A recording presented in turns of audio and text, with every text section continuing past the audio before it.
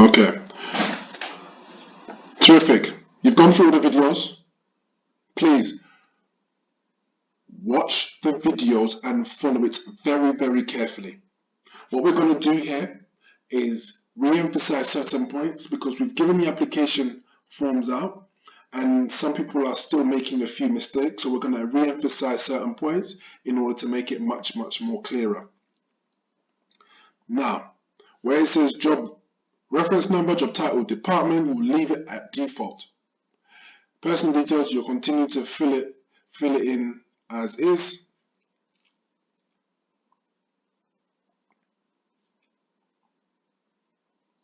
Now,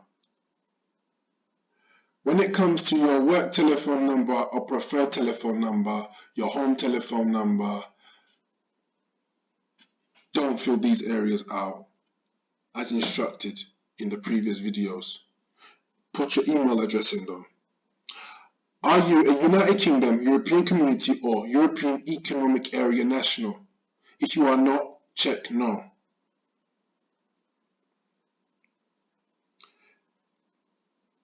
If you are, let us know, in which we'll then advise from there. Now, though, even if you've checked no, it then says in the next heading, if you have answered no above, you must answer these questions. Now, the question here, please select the category that relates to your current immigration status. This status will be subject to checking before interview. Do not answer this area. Where it says here, please supply details of any visa currently held, do not fill out this area. Where it says, does your visa have a condition, restricted employment or occupation in the UK? Do not fill out this area. Where it says, are you an NHS professional returning to practice? Check no. If you are, let the team know, in which we'll advise you accordingly. Now, application for employment. Where it says job title, just fill out staff nurse. Now, where it says education and professional qualifications, only put the qualifications that relate to your degree or your diploma. So if you have a degree, put it there. If you have a diploma, put it there. Depending on the ones you have. Those are the only education and professional qualifications that should be in this section. When it says relevant training courses attended, leave it blank. Now, membership of professional bodies. The one you should check is 4 lines down. UK professional registration and license to practice required and applied for.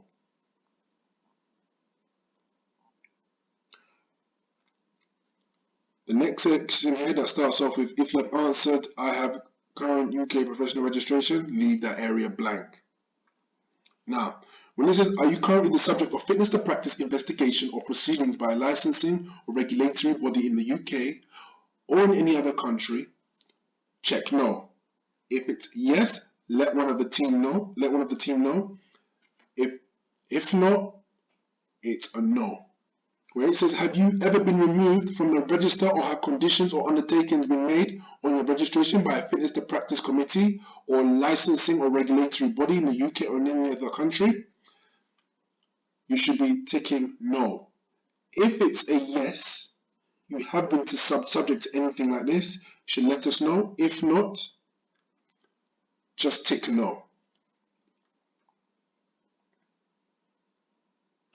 Where it says, in your current or any previous employment, have you had any restrictions placed on your clinical practice as part of your revalidation process? Tick no. If it's a yes, let one of the team know so we can advise you accordingly. Now, your employment history. These areas here, please confirm what you believe to be your effective start date of continuous NHS service, leave that area blank.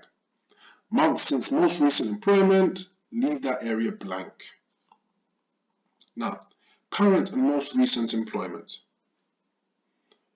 Put in your start date, the month and the year in which you started, and the end date, month and the year. As for contract duration, just leave it blank. Don't answer that area. Now, if you've done your 12-month post-graduation service where you've been working, you've got your degree, your diploma, and you've done 12 months working, please make sure your start date and your end date shows to be 1 year, just as it should be in your CV. So if you started in April 2017, put 04/2017 there. Your end date, it has to show 1 year, so it should be 04/2018 in this circumstance. Please do not put 04/2017 as your start date and then 03/2018 as your end date. That is not 1 year. It looks like you have not been working for 12 months. So please make sure, as it should be in your CV, your start date is, for example, 04/2017 and end date 04/2018, and it shows 1 year of working.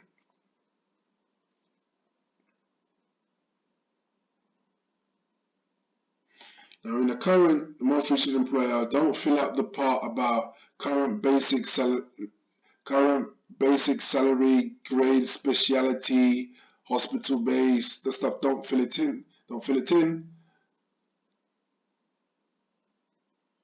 But where it says your name of educational or clinical supervisor, put that information there with their job title, their email, and their telephone number.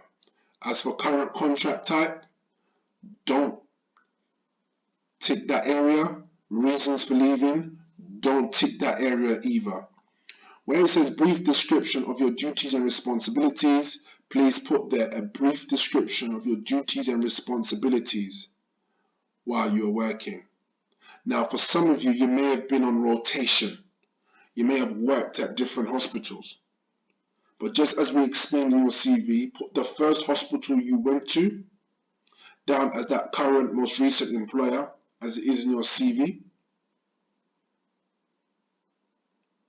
And when it says brief description of your duties and responsibilities, talk about the duties and responsibilities that you had in working at the different hospitals. That's if you are a rotational nurse and you've just done your 12 months post-graduation education. Talk about the duties and responsibilities that you had in the different hospitals. That's if you're a rotational nurse and you were doing a national service.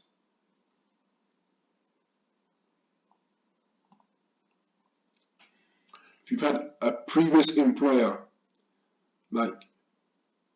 put that information in. Now, if it was your national service and you were on rotation, don't put in the different hospitals. But if you've done more than your national service or your post 12 months graduation and you've been working for a while and there's a previous employer, you've maybe worked at 1 or 2 or more hospitals, then put in the previous employer. Put the information in accordingly as it's related to you and fill out as has been shown in the previous videos.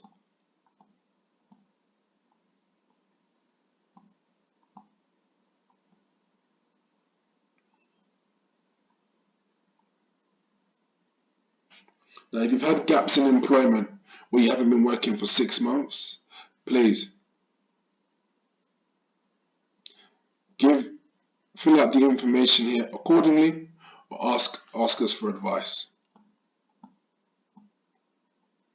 As for your referees, put here a reference from an employer. So a hospital you've worked at. If you've done your 12 months post-graduation qualification and maybe you had a national service and you was on rotation, that employer which you've put down previously, that first employer you've worked at, please put a reference from that hospital. For the next reference, you can put an educational one or a personal one, and then fill out accordingly. And as to can the referee be contacted prior to interview, please tick yes.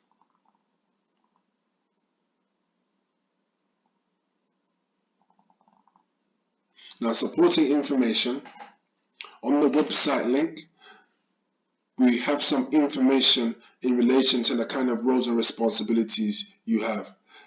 In the supporting information, you'll talk about yourself and talk about how you meet the criteria that the hospital is looking for. So we've put it in the link on the site, read it, take a look at it, and talk about how your skills matches it, and follow the information here.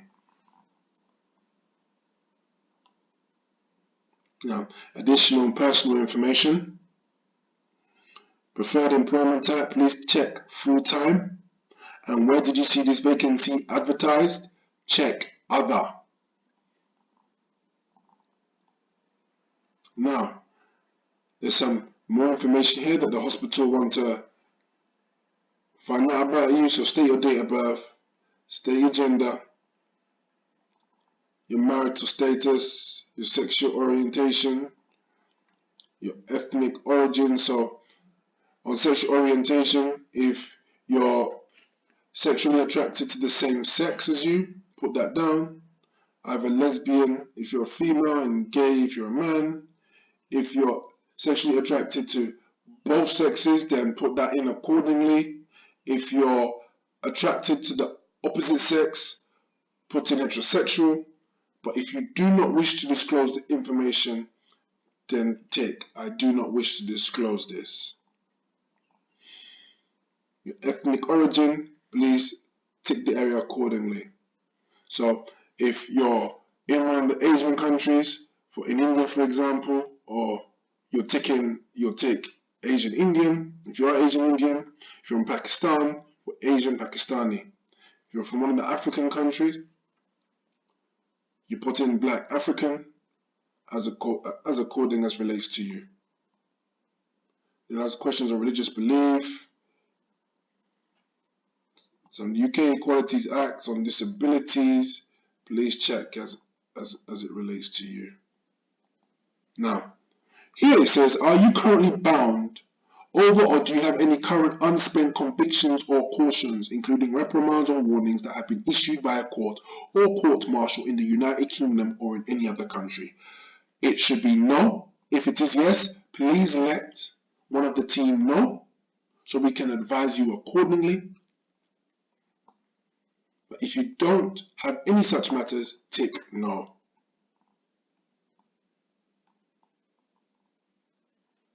Now, are you currently bound by any barring decision made by the Disclosure and Barring Service from working with children? Now, the Disclosure and Barring Service is almost like a police check, police certificate in other countries. If you don't have any matters like this in the UK, just tick no. Next one is, are you currently bound by any barring decision made by the Disclosure and Barring Service from working with vulnerable adults? If you have no matter with the Disclosure and Barring Service, the DBS in the UK, from working with vulnerable adults, just tick no. And when it comes to relationships, if you're related to a director or have a relationship with a director or employee of an appointing organization, please state the relationship. If you don't have a relationship with the hospital that is being applied for, just leave this area blank. And then here, the declaration, where it says, I agree to the above declaration, put your signature there, put your name there, and then your date there. So please, you've been given a set of videos to fill out the application form. Please watch the videos carefully, listen to it carefully, and then fill it out accordingly. Thank you very much.